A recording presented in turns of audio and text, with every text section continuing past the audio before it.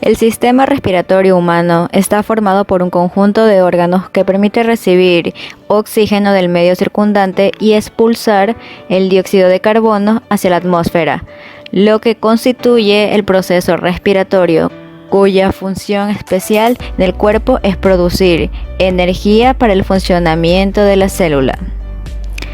Las estructuras anatómicas que conforman el sistema respiratorio son fosas nasales, nasofaringe, orofaringe, faringe, laringe, tráquea, bronquios, bronquiolos y alvéolos. Los pulmones son dos órganos que se hallan en la cavidad torácica. El pulmón derecho está dividido en 3 lóbulos y el izquierdo en 2. Los bronquios, bronquiolos y alvéolos se encuentran dentro de los pulmones. En cada pulmón penetra una arteria pulmonar que se ramifica sucesivamente en arteriolas hasta formar una red de capilares alrededor de cada alvéolo. Dentro del proceso respiratorio tenemos 4 fases: ventilación pulmonar, hematosis, transporte de gases y respiración celular. Ventilación pulmonar es el proceso por el cual el aire atmosférico rico en oxígeno entra en los pulmones, los cuales se expulsan a continuación en aire pobre en oxígeno pero rico en dióxido de carbono. Tenemos la inspiración, tiene lugar cuando la contracción del diafragma y los músculos intercostales externos aumentan el volumen de la cavidad torácica. Esto hace que el pulmón se expanda. La presión intraalveolar se hace negativa con respecto a la atmosférica y entra aire al pulmón hasta que desaparece el gradiente de presión. La expiración ocurre cuando el diafragma se relaja y la cúpula diafragmática sube pasivamente por su elasticidad. La presión intrapulmonar se hace positiva con respecto a la atmosférica. El pulmón disminuye su volumen y el aire sale al exterior hasta que desaparece el gradiente de presión. Y la presión intraalveolar se iguala a la atmosférica. En estado de reposo, el volumen del aire que entra al pulmón durante una expiración se le llama corriente y es de 500 centímetros cúbicos. La frecuencia respiratoria es de 12 ciclos por minuto. La capacidad pulmonar oscila entre 4.000 y 6.000 centímetros cúbicos. El aire que entra en el sistema respiratorio por las fosas nasales, la nasofaringe, la orofaringe y la faringe, filtran, calientan y humedecen el aire al ser conducido hacia la laringe. Durante la inspiración, la laringe permite el paso del aire hacia la tráquea, que es un conducto constituido básicamente por cartílagos.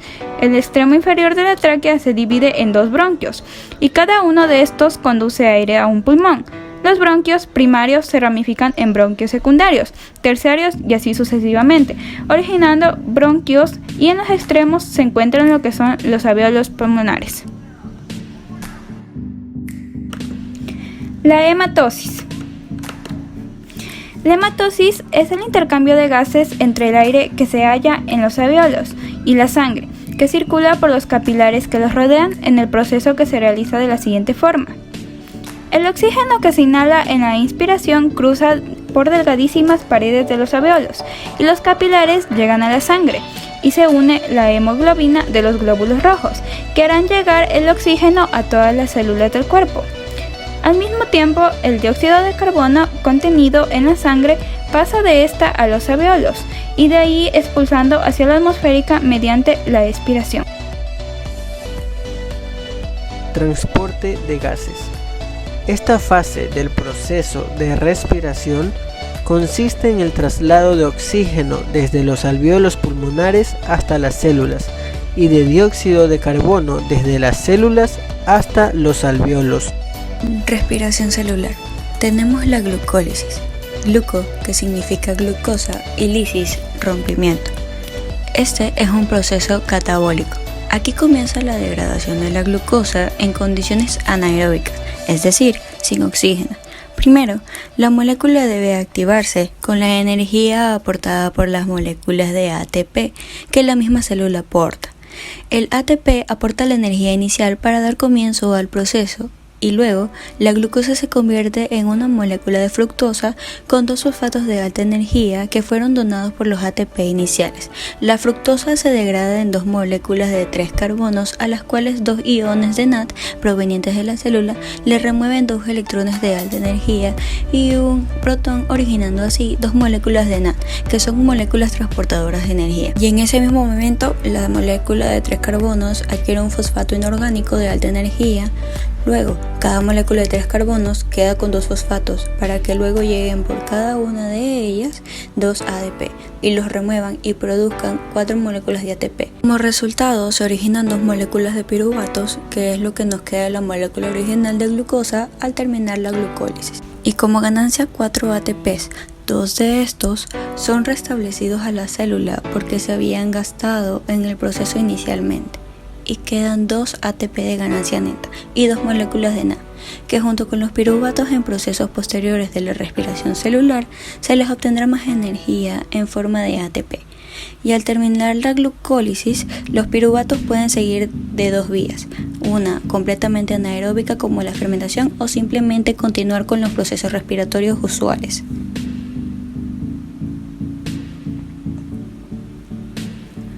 La mitocondria es una organela citoplasmática que posee una membrana externa y una interna, o crestas mitocondriales. Entre estas membranas encontramos un espacio al que denominaremos espacio intermembranal. También en medio de las crestas mitocondriales encontramos la matriz mitocondrial.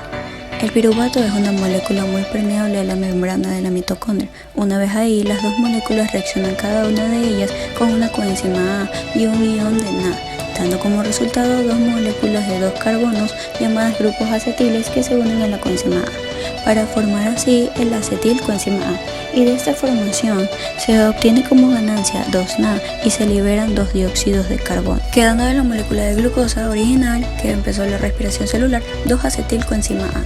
Esta molécula es muy especial debido a que permite el aprovechamiento de la energía de las proteínas y los lípidos en condiciones extremas, en las cuales se debe enfrentar a la célula de los organismos. El proceso se inicia cuando la acetilcoenzima A, molécula de los carbonos, reacciona con el ácido oxaloacético y se transforma en 2 moléculas de 6 carbonos, el ácido cítrico, quedando libres 2 CoA que la célula volverá a usar.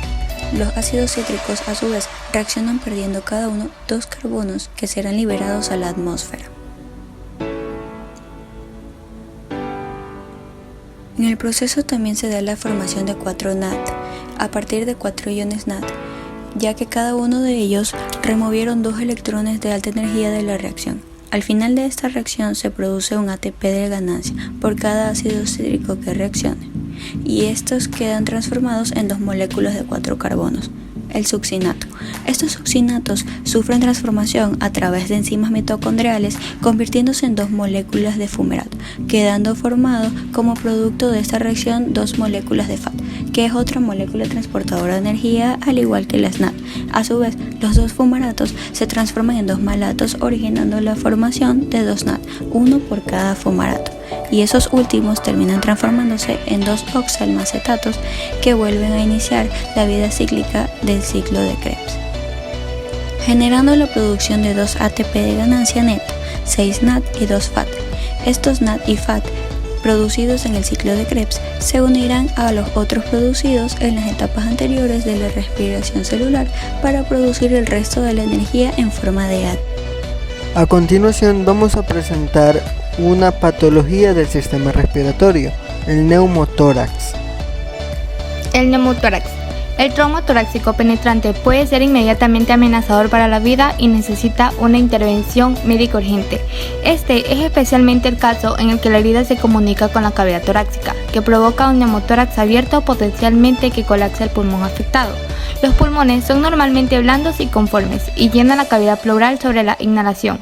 Los músculos intercostales levantan la caja torácica expandiéndola y creando una presión negativa, con una vía respiratoria abierta. El pulmón se expande para llenar el espacio. Esto está asistido por una hoja muscular conocida como el diafragma, que se contrae y aplana también ampliando la cavidad torácica y expandiendo los pulmones. En neumotórax abierto, una herida crea un pasaje abierto entre el medio exterior y la cavidad pleural. El aire puede entrar y salir de la cavidad torácica a través del agujero del pecho, con la pérdida de presión negativa en el espacio pleural, que normalmente mantendría el pulmón en un estado expandido.